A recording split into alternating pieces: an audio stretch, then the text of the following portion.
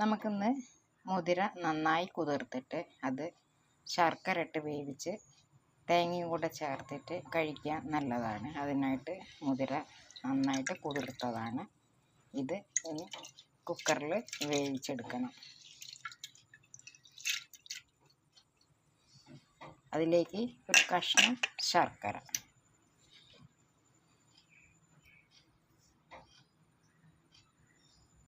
ഒരു നുള്ള് ഉപ്പും കൂടെ ചേർത്ത് കൊടുക്കാം.